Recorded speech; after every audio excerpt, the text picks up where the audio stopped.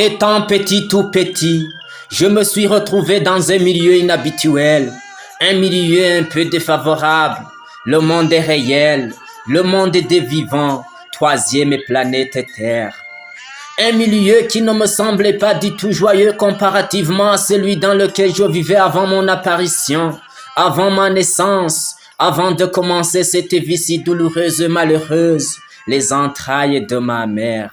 Monde des innocents, monde de plaisir, monde bien calme et paisible, monde où l'on fait la natation sans obstacle aucun. Si j'avais su, je n'aurais jamais fait.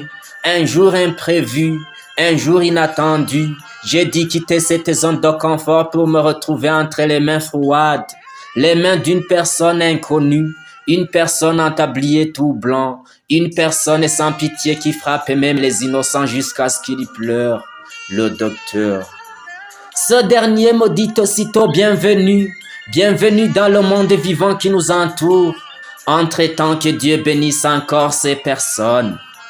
Mes tout petits yeux ouverts, c'est formidable, extraordinaire, je ne parviens vraiment pas à comprendre.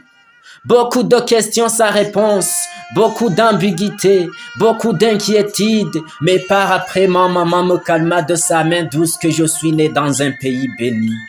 Le pays plein de pierres précieuses, de valeur et de richesses, le Burundi, pays d'eau potable, pays du lait et du miel.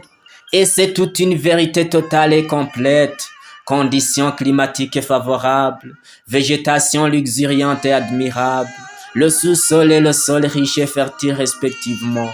Une multitude de choses magnifiques, source du bien-être, on ne parvient même pas à comprendre. Mais paradoxalement, j'ose le dire, c'est le dernier pays le plus riche du monde, pour ne pas dire le premier pays le plus pauvre du monde.